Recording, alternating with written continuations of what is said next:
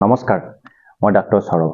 সকলোৰে ভাল হওক তাকে কামনা কৰিছোঁ। এই ভিডিঅ'টোত এটা ইম্পৰ্টেণ্ট হেল্থ টপিকৰ ওপৰত ভিডিঅ' বনাবলৈ চেষ্টা কৰিছোঁ। আমি এইকেইদিন বহুত কুকুৰে কামোৰা পেচেণ্ট পাই আছোঁ। এণ্টিৰেবিছ ভেকচিন দিব লগা হৈ আছে। এই কুকুৰে কামোৰা যিবোৰ পেচেণ্ট, তেওঁলোকৰ বহুত কিছুমান ভুল ধাৰণা বা কিছুমান ডাউট থাকে। সেইটো ওপৰতে এই ভিডিঅ'টো বনাবলৈ চেষ্টা কৰিছোঁ। আমাৰ এইটো ডাউট থাকে যে কুকুৰে বা মেকুৰে কামুৰিলেহে এণ্টিৰেবিছ ভেকচিন ল'ব লাগে।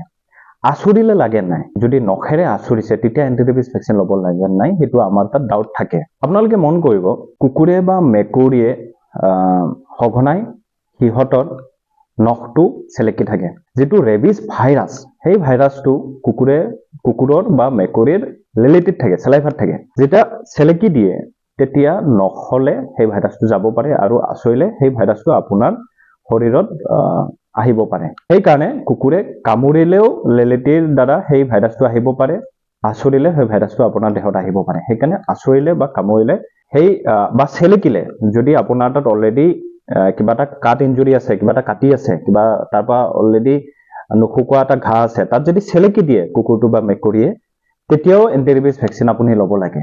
এইখিনি আমি জানিবলগীয়া। কুকুৰে কামুৰিলে, আচৰিলে বা চেলেকি যদি দিয়ে আপোনাৰ কিবা এটা ঘাট, তেতিয়াও এণ্টিৰেবিছ ভেকচিন আমি ল'ব লাগে। এতিয়া কুকুৰৰ লগত আৰু কি জীৱ জন্তুৱে কামুৰিলে বা আচৰিলে এণ্টিৰেবিছ ভেকচিন ল'ব লাগে। কুকুৰে কামুৰিলে বা আচৰিলে লাগে, মেকুৰী কামুৰিলে বা আচৰিলে লাগে, বাদুলিয়ে লাগে বা যিকোনো বন্য জীৱ জন্তু, বাঘ হওক, যদি কামুৰে বা আচৰে, সিহঁতৰ কামুৰিলে বা আচৰিলে এণ্টিৰেবিছ ভেকচিন আমি ল'ব লাগে।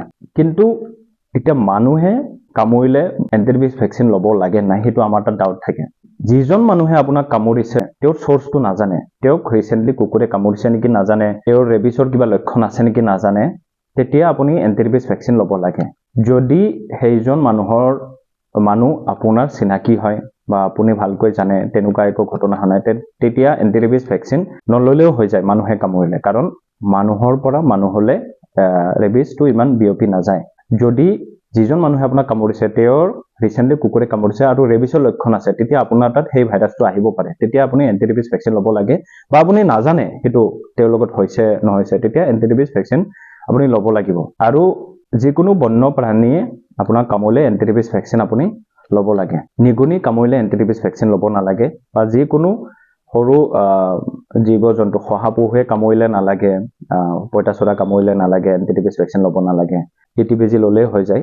তো এইখিনি কথা আমি জানিব লাগে, কি কামুৰিলে এণ্টিৰেবিছ ভেকচিন ল'ব লাগে, কি কামুৰিলে এণ্টিৰেবিছ ভেকচিন ল'ব নালাগে। আৰু এণ্টিৰেবিছ ভেকচিনৰ লগত আমি TT বেজিও ভালকৈ ল'ব লাগে। আৰু এনেকুৱা ধৰণৰ যদি আপোনাক কামুৰিছে, আপোনালোকে চিকিৎসকক দেখাই ভালকৈ ইনজেকশ্যনটো ল'ব লাগিব। সঠিকভাৱে যেইটা ড'জ দিয়ে সেইটা ড'জে আপুনি ল'ব লাগিব।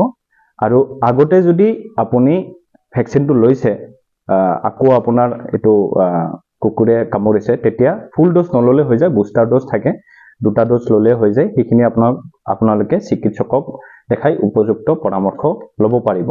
পাৰ্চনেলি ভিডিঅ'টো ভাল লাগিলে লাইক কৰিব, কমেণ্ট কৰক। কিবা যদি নতুন টপিকত ভিডিঅ' বিচাৰে, ছাবস্ক্ৰাইব কৰিব মোৰ চেনেলটো, মোক ছাপোৰ্ট কৰক। আৰু ভিডিঅ'টো সম্পূৰ্ণভাৱে চোৱাৰ বাবে অশেষ ধন্যবাদ।